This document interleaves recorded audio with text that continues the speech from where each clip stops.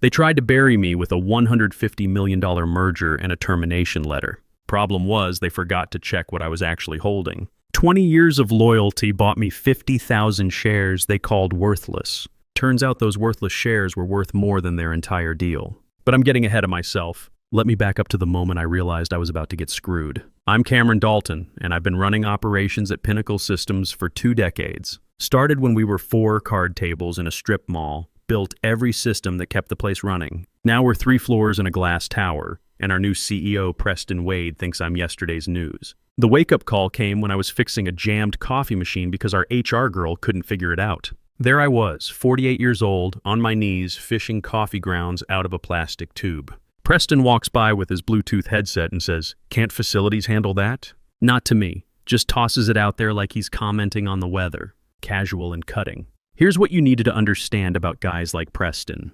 MBA from some fancy school, perfectly trimmed beard, shoes that cost more than most people's mortgage payment. He showed up 6 months ago with a 5-year plan and 0 respect for anyone who built this place before he arrived. First week he called me Carl. Next week Cameron became Cam without asking. Eventually he stopped using names altogether, just pointed when something needed fixing. Which was constantly because I'd built most of our core systems back when we actually cared about making things work right. The real slap came in quarterly meetings. Remember that vendor workflow I designed in 2013? Cut processing time in half, saved us hundreds of thousands. Preston presented it like he'd invented the wheel. Polished slides, corporate buzzwords, taking credit for work I'd done when he was still figuring out which end of a spreadsheet to read. People clapped. I clapped too. Because that's what survival looked like in Preston's kingdom. Then came the Monday that changed everything. Company newsletter hits my inbox. Strategic evolution, preparing for our next chapter. Corporate speak for someone's getting axed. The article was full of innovation and synergy garbage, but one number jumped out. $150 million. Meridian Corp wanted to buy us. A deal that would make Preston very rich and very powerful. I scrolled down looking for my name. Nothing. Searched the fine print. Still nothing. Just one brutal sentence buried halfway down. Operational responsibilities previously held by Cameron Dalton will be consolidated under the incoming COO. 20 years reduced to 1 line in a newsletter. No thank you, no acknowledgement. Just erased like I'd never existed. Here's the thing that got me. I was still at my desk, still working, still showing up every day. But on paper, I was already gone. Preston had executed me in silence and buried me in a document most people would skim and delete. That's when I realized the game had already started, and I was playing defense. The termination meeting invitation came Friday at 4:58. Quick alignment chat. Anyone who's worked corporate knows that's code for, "You're about to get fired." I walked into conference room B expecting theater, and Preston delivered. He was lounging back like he owned the world, tie loosened just enough to look casual. Kelly Brooks from HR sat across from him, clutching a manila folder like it contained nuclear secrets. "Cameron," Preston said, actually getting my name right for once. "We really appreciate everything you've done. 20 years, that's incredible dedication." Kelly slid the folder across with shaking hands. Standard termination package inside. Letter, NDA, severance breakdown, health insurance paperwork. But tucked between the pages was something else. A shareholder rights waiver. I picked it up, heart rate spiking, but kept my face neutral. Preston leaned forward with that smirk I'd learned to hate. "Those 50,000 shares," he said with a laugh. "Honestly, they wouldn't buy you lunch after this merger. We're doing you a favor cashing you out at all. Just sign and walk away clean." He expected me to fold. Maybe some gratitude for the generous severance. Instead, I let silence fill the room until it became uncomfortable. My eyes scanned the document, looking for the trap I knew had to be there. There it was, buried in legal jargon thick enough to choke on. This wasn't routine paperwork. This was something they desperately wanted, dressed up to look standard. I set the pen down. This isn't normal termination procedure. My voice was steady, the same tone I'd used when vendors tried to screw us on contracts back in the day. "Legal insists," Preston shrugged. "Clean exits make clean transitions. Just a formality." I closed the folder and pushed it back across the table. "I'll need time to review with counsel." Kelly's smile cracked like glass. Preston's eyes went hunting for a script that wasn't there. "You're not disputing the terms, are you?" "I'm not discussing them." Then I stood up, straightened my jacket, and walked out. No drama, no raised voices. Just exit, stage left. By the time I reached the parking garage, the shock had burned off. What replaced it was something sharper, suspicion mixed with anger. Because when a guy like Preston says something is just a formality, it's anything but. That night, I went straight to my home office and pulled out the fireproof safe I hadn't opened in months. Inside were 20 years of corporate artifacts. Stock certificates, board minutes, contract copies, all the documentation I'd saved because my old man taught me that paper trails were working men's insurance. I spread everything across my desk. There were the original certificates from 2002, 50,000 shares in faded ink. The Hoffman brothers had given them to me after I single-handedly saved payroll during a brutal quarter when half our clients were late on payments. Token of gratitude, they'd said. You've been here since day one. You built the backbone of this place. Most of the early team had laughed them off or cashed out the first chance they got. Me? I'd tucked them away and forgot about them. Just old paper in a safe with my divorce decree and my son Jake's birth certificate. But as I dug deeper, I found something that made my stomach drop. A folder marked Q2 2006 Board Amendment. I barely remembered that meeting. I was too busy training new hires and fixing systems to pay attention to legal details. The amendment spelled out minority shareholder protections. Veto authority if combined voting blocks crossed certain thresholds. Signed, notarized, never revoked. Preston's waiver wasn't random legal housekeeping. He needed me to sign away rights that could kill his merger dead. I leaned back in my chair, exhaling slowly. He hadn't underestimated me by accident. He'd tried to eliminate me before I figured out what I was holding. As I shuffled through the papers, an old Father's Day card fell out. Jake's artwork from when he was 7, the year I missed his baseball championship because of a server crash. Happy Father's Day, Dad.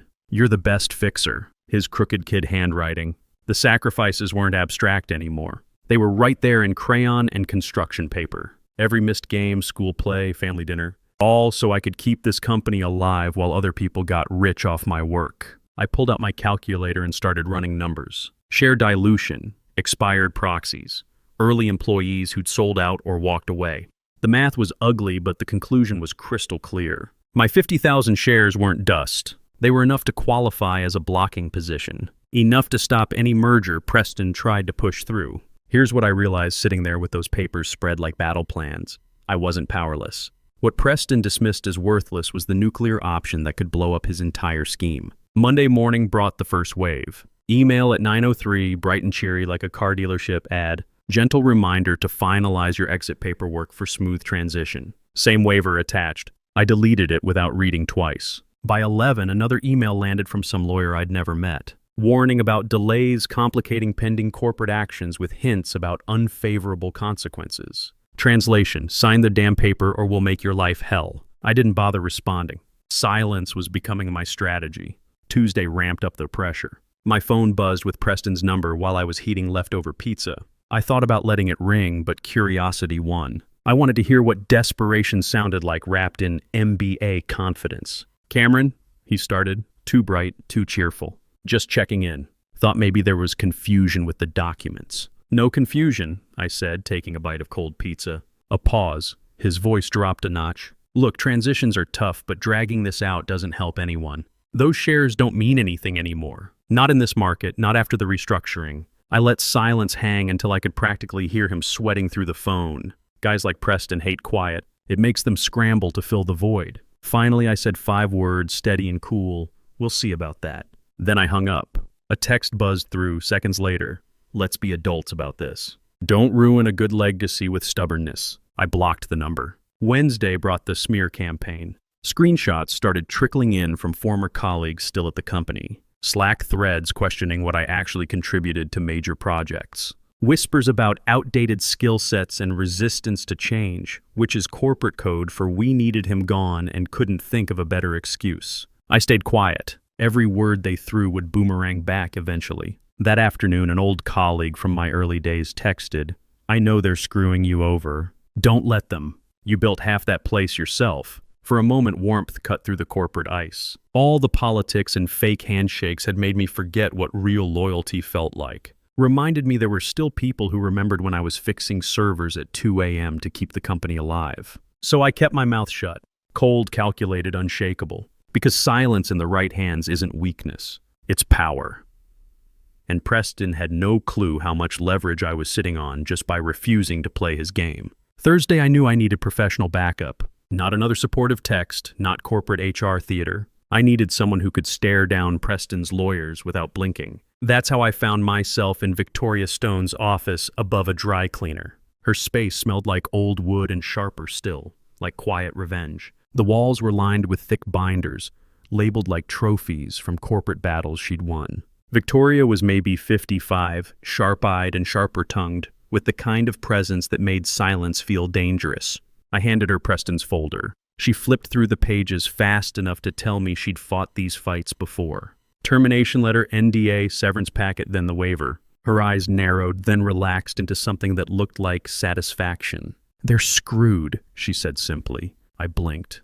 That was it. No theatrics, no legal disclaimers. Just 2 words delivered with the certainty of someone who'd already seen the ending. For the first time in weeks, I could breathe again. She tapped the waiver with one finger. "This isn't routine paperwork. This is panic. They need you neutralized before that merger clears. Without your signature, their entire deal is hanging by a thread." I gripped the armrest of my chair. "So what's our play?" Victoria smiled the kind of smile that made you glad she was on your side instead of theirs. "Nothing." I must have looked confused because she leaned forward. "You don't chase them. You don't email back. You don't negotiate. You let them panic. The more they scramble, the deeper they dig their own grave." Her words hit me like tactical intelligence. For 20 years, silence had been my default. What I used to avoid conflict, keep my head down, stay out of trouble. But now, in Victoria's playbook, silence was a weapon, and it was mine to deploy. I thought about Preston pacing his glass office, HR drafting another gentle reminder, legal teams sweating over spreadsheets they hadn't touched in years, all of them waiting for me to blink, fold, disappear quietly like a good little employee. But this time my silence would be strategic, deliberate, lethal. Victoria gathered the papers back into a neat stack. "Do nothing unless I tell you. Let them light their own fuse. When it explodes, we'll be the ones left standing." I walked out of there feeling like I'd just enlisted the right general for the right war. By the following week, I didn't need to lift a finger. The cracks were spreading on their own. Somewhere in Meridian Corp's legal department, a junior associate was buried under due diligence spreadsheets. Her job was mind-numbing and thankless, cross-referencing shareholder ledgers, verifying proxies, making sure every consent lined up perfectly. 99 times out of 100, it's rubber stamp work. But this time she stumbled across something that makes junior lawyers lose sleep and senior partners lose their minds. Cameron Dalton, Class A shareholder, legacy vesting privileges, no proxy on file, no waiver signed. By 11:15, she'd flagged it to her supervisor. By 3 p.m., there was an emergency conference call with Preston, the CFO, internal counsel, and expensive outside legal talent who billed by the heartbeat. I wasn't in that room, but I can see it perfectly. Preston brushing it off with that fake laugh he used at company events. "Oh, Cameron, he's old school, already terminated. His shares are meaningless. We have his exit paperwork, just not processed yet." Then came the response that probably made his blood freeze. Meridian's senior lawyer, voice flat and clinical. "I'm looking at the documents right now. There's no signed waiver, no proxy, nothing revoking his rights." The silence must have been deafening. I picture the CFO's coffee stopping halfway to his lips, internal counsel frantically shuffling papers like maybe reality had changed on the page. Preston tried again, voice tighter. "He won't use it. He's not that type. Always kept quiet, never made waves. Just wants to collect his severance and disappear." Here's where I almost laughed out loud in my kitchen. He wasn't wrong about my history. I had been quiet, but now my silence was tactical, and it scared the hell out of him. Meridian's lawyer didn't bend. Whether he uses it or not is irrelevant. Your entire deal structure assumes unanimous legacy consent, and you don't have it. Clean, clinical, undeniable. My blocking position sitting in plain sight like a landmine Preston thought he'd diffused. And the beautiful part, I hadn't done anything. They'd tripped over their own arrogance and exposed the flaw themselves. The game was no longer mine to win. It was theirs to lose, and they were losing spectacularly. Here's what Preston didn't understand about corporate warfare. It's not about who talks loudest or has the fanciest degree. It's about who holds the high ground and knows when to use it. 20 years of building systems and solving problems had taught me something he'd never learned in business school. Patience is a weapon.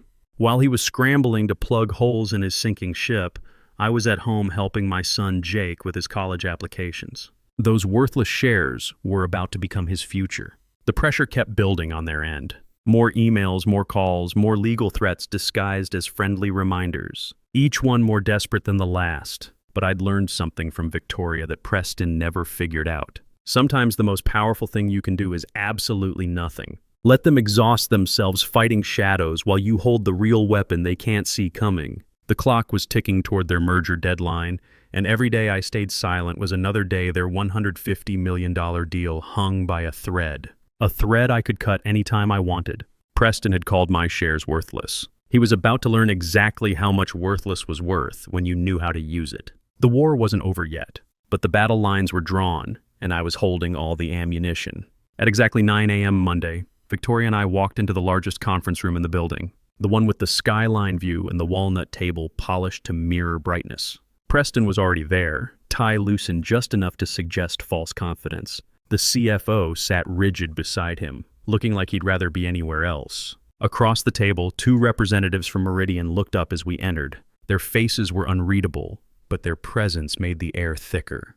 Victoria didn't waste time on pleasantries. She placed a slim black folder in front of the Meridian reps and stepped back, arms folded. Inside were documents they hadn't expected to see. My original equity grants, the 2006 amendment, undeniable proof that I'd never signed away my rights. One of the buyers flipped through page by page, his expression sharpening with each turn. Finally, he looked directly at Preston. "You told us you had unanimous legacy consent." Preston cleared his throat, forced that corporate smile. "He's been terminated. Those shares are meaningless now." That's when the older Meridian representative leaned back and delivered the line that cut the room wide open.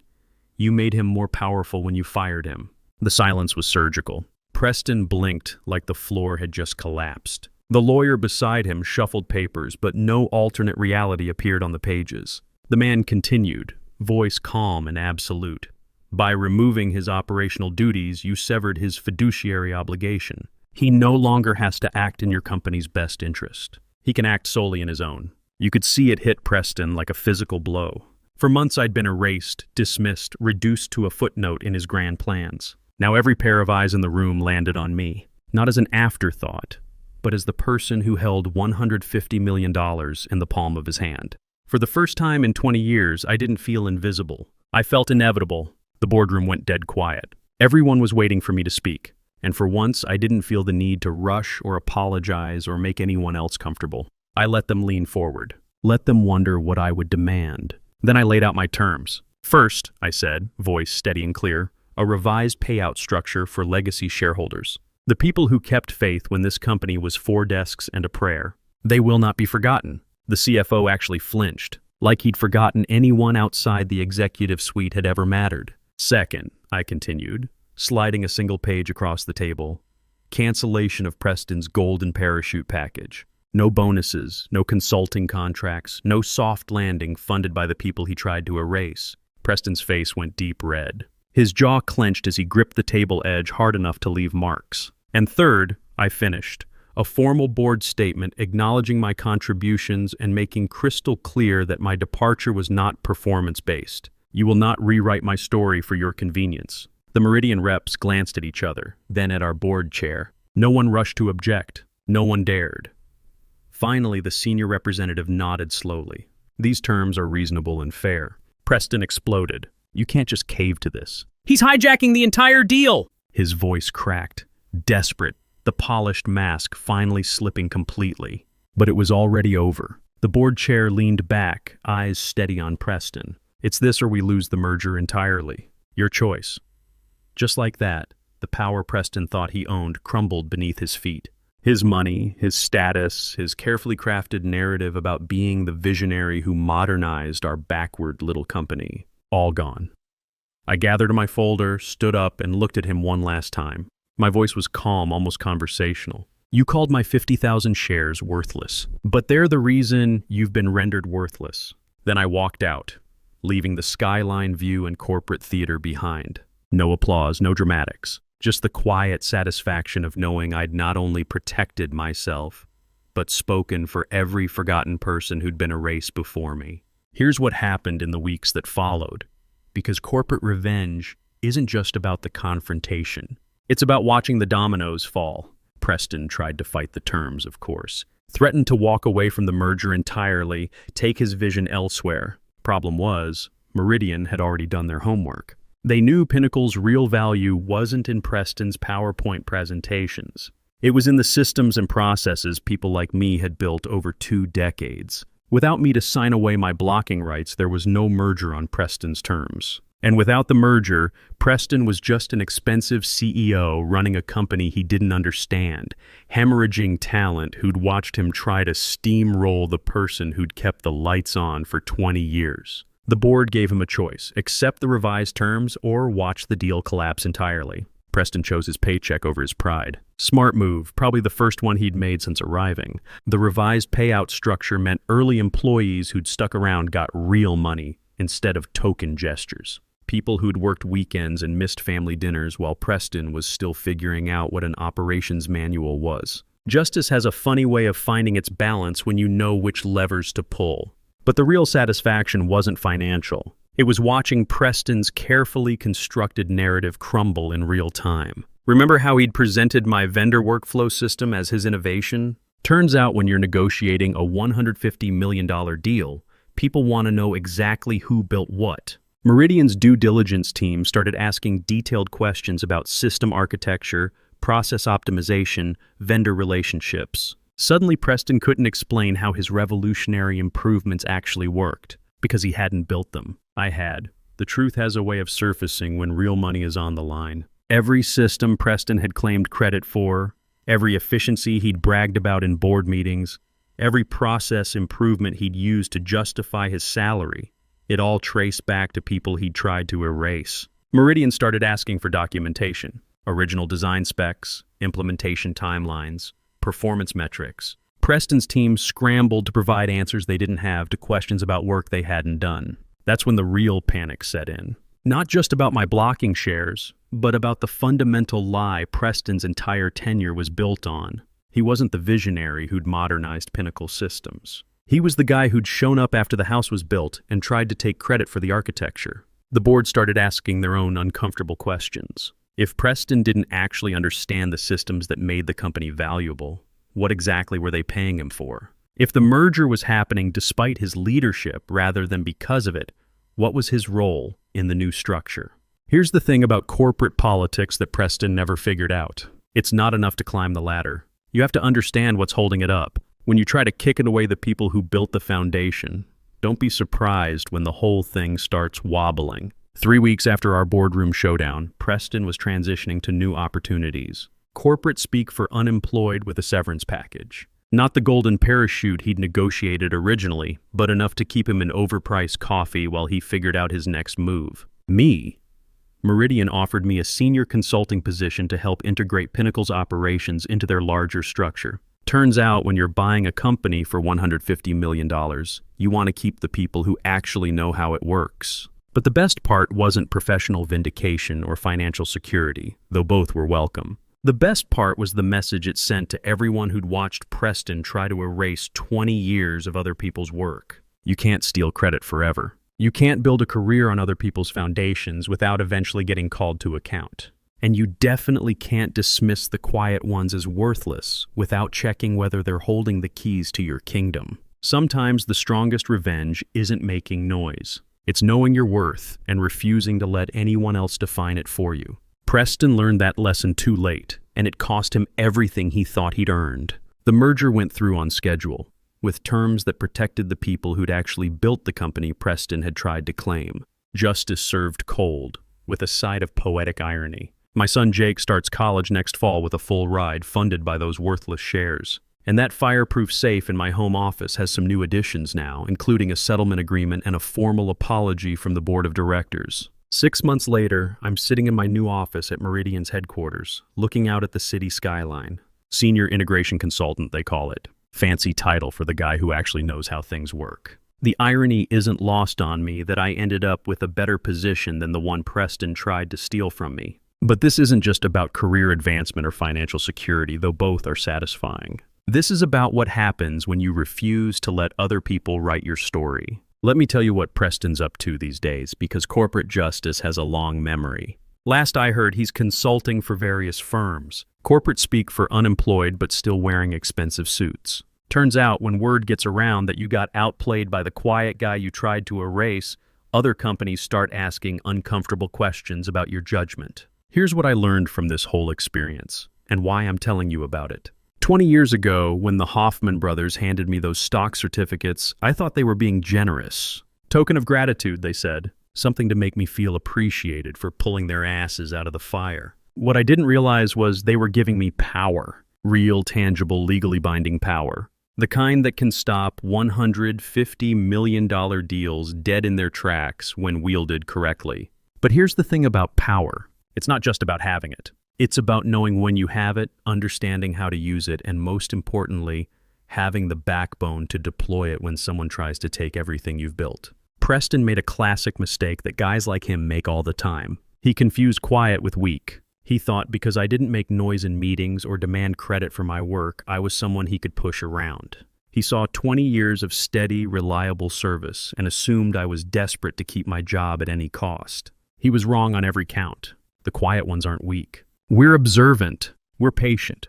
We build systems and document processes and keep receipts because we understand something loud people don't. Real power comes from being indispensable, not irreplaceable. You want to know the real secret to corporate survival? It's not about playing politics or kissing up to the right people or having the fanciest degree. It's about building something that matters, documenting everything you do, and never, ever signing away your leverage without understanding what you're giving up. Those 50,000 shares weren't just pieces of paper. They were recognition that I'd been there from the beginning, that I'd helped build something from nothing. When Preston called them worthless, he was really saying my contributions were worthless. That 20 years of missed dinners and weekend work and solving problems nobody else could figure out didn't matter. He was wrong about that too. The merger went through, but on terms that protected the people who'd actually built Pinnacle Systems. Early employees got real payouts instead of token gestures. Long-term contributors were recognized for their work instead of being written out of the story. And Preston learned that you can't steal credit forever without someone eventually calling you on it.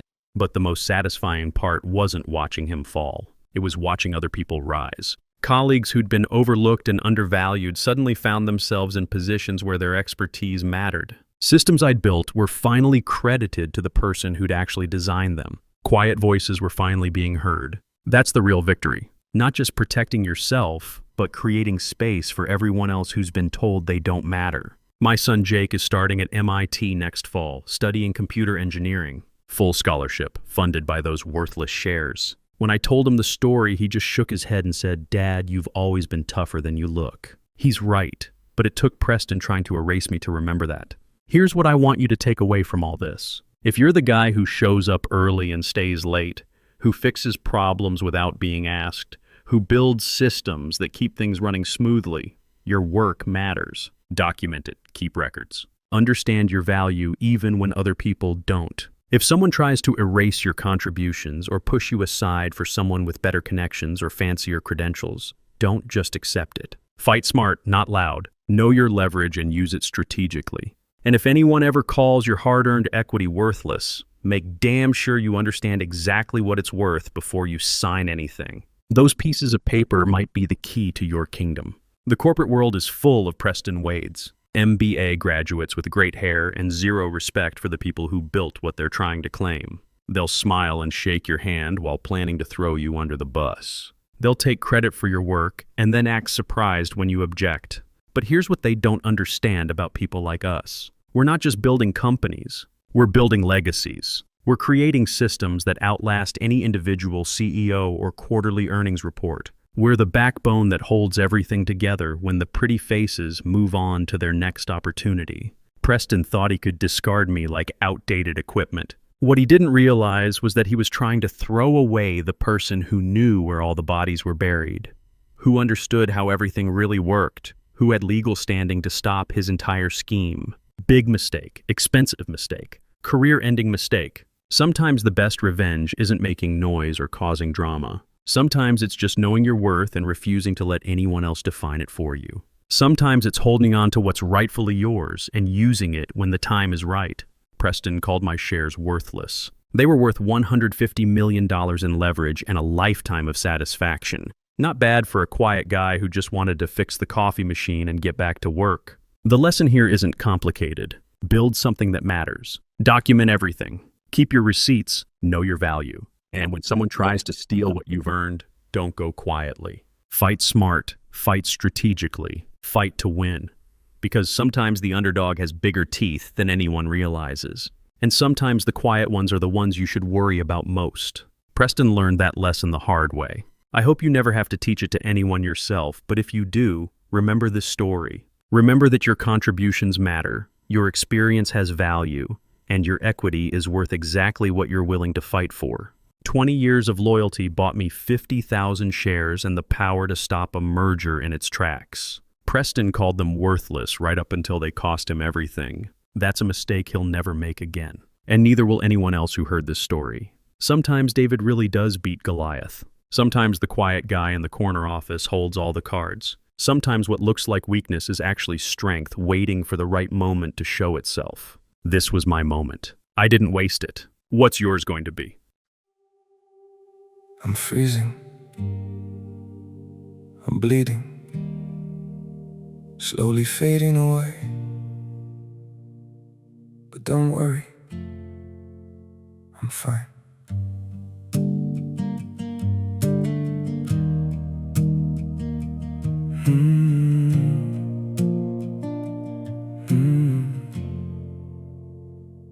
The cold has settled in my heartbeat, like winter living in my veins.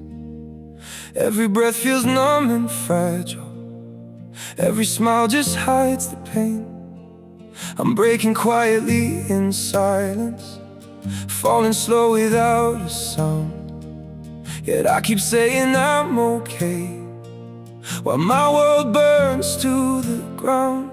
I'm frozen here, I'm bleeding slowly, dying piece by piece inside. But I still whisper, it's alright, just to keep you from goodbye. I'm shattered, love, but don't you worry, I'll pretend till my last breath. Even while my soul is fading, I'll say everything's okay. Maybe pain just learned to live here. Maybe sorrow feels like home. So I wear my wounds like armor and survive them all alone. I'm frozen here, I'm bleeding slowly, dying piece by piece inside. But I still whisper, it's alright, just to keep you from goodbye. I'm shattered, love, but don't you worry, I'll pretend till my last breath. Even while my soul is fading, I'll say everything's okay. If you ever see me smiling, no, it's just my last defense. 'Cause sometimes love means hiding how much you're suffering. No, I'm frozen here, I'm bleeding slowly, dying piece by piece inside. But I still whisper, it's alright, just to keep you from goodbye. I'm shattered, love, but don't you worry, I'll pretend till my last breath. Even while my soul is fading, I'll say everything's okay. It's okay.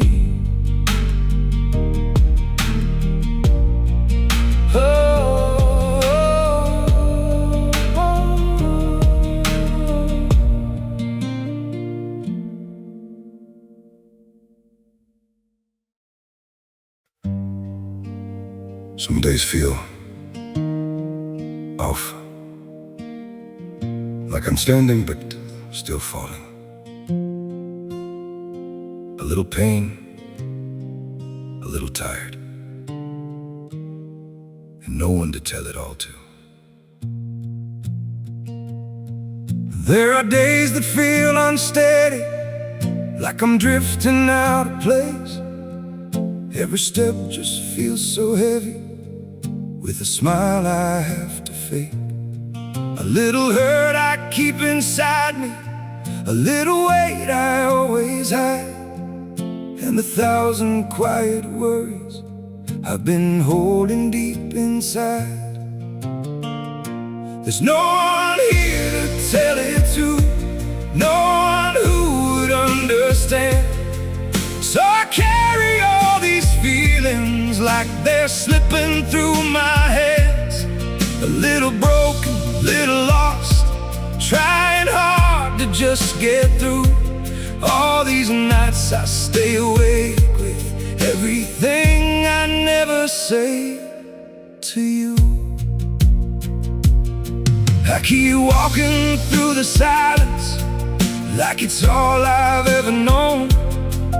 Every crowded room reminds me how it feels to be alone. There's no one here to tell it to, no one who would understand. So I carry all these feelings like they're slipping through my hands. A little broken, little lost, trying hard to just get through. All these nights I stay awake with everything I never say to you.